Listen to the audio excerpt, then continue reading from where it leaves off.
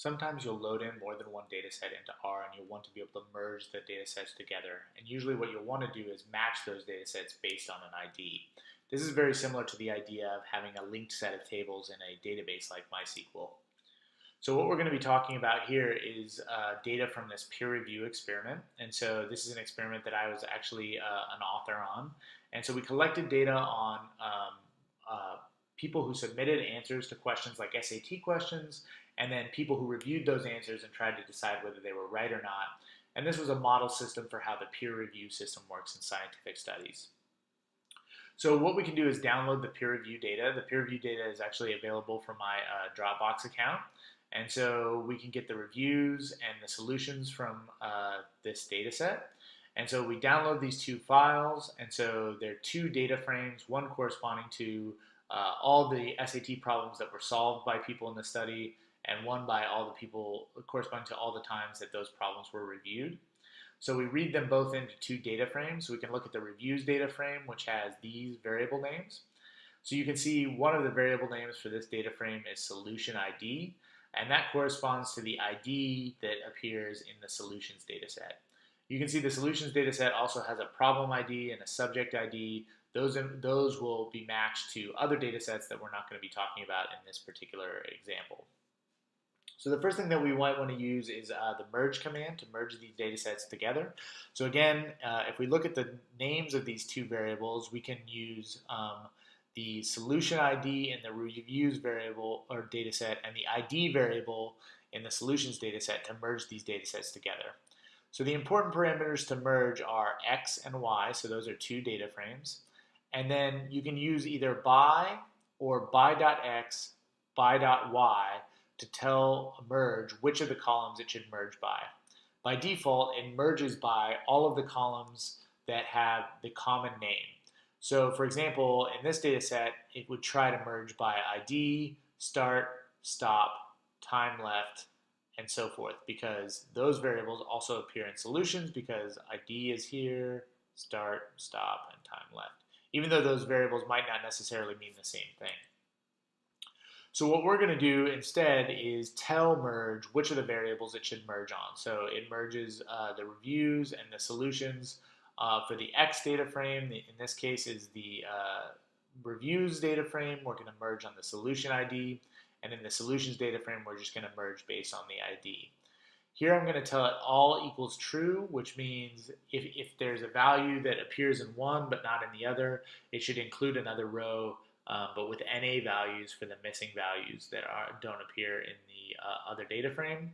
And so we can look at the top of this new merge data set, and you can see now that the solution ID is now taking the place of the ID, and it's ordered by that variable. And then this ID variable is the ID variable that's left over in the reviews data set. So this is the reviews main ID that appears here in this data set. And so you can see that this has merged the two data sets together based on their common ID, so that then you can analyze it as one data set. The default, again, is to merge based on all common column names. So if you do an intersection of the names of the solutions data frame and the names of the reviews data frame, you get these four variables.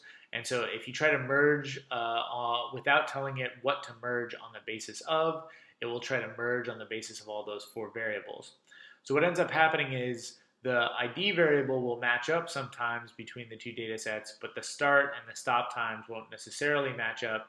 So what it ends up doing is it just creates a data frame that's larger that applies multiple rows, one for each row of reviews and each row of solutions. You can also use join in the plier package to join data sets together. It's a bit faster than merge, but it's a bit less full-featured. In other words, it only can merge on the basis of common names between the two data sets. And so you couldn't merge the two data sets we talked about just a minute ago because we need to merge by solution ID and ID, and join will only merge on the basis of ID, even though it's faster. So here's an example. I created two made-up data frames with a common ID identifier, but I've sampled them so they're in different orders. And so what I can do is I can join the two data sets together. It will join them by ID. And then I can use the arrange command to arrange them in increasing order by ID. And so you see I've arranged the two data sets together in that way. You can play around with these commands to see how you can join data sets together. The nice thing about the plier package, and the reason why I bring it up, is that if you have multiple data frames, it's relatively challenging to do it with the merge command. But if they have a common ID, it's very straightforward to do it with the join all command.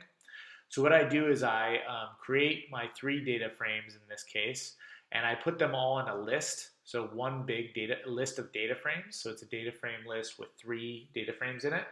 And then I just use the command join all, which merges all of the different data sets on the basis of the common variables, in this case, ID. So that's a nice way to merge together multiple data sets very quickly. The R data merging page is very good, as is the plier page for merging data sets together. Before you start doing this intensively, it's worth paying attention to whether you're performing different kinds of joins, whether you're doing sort of left joins or right joins. And the best way to learn more about that is to go read about joins in databases. For example, here, this is the information about joining for SQL database joins.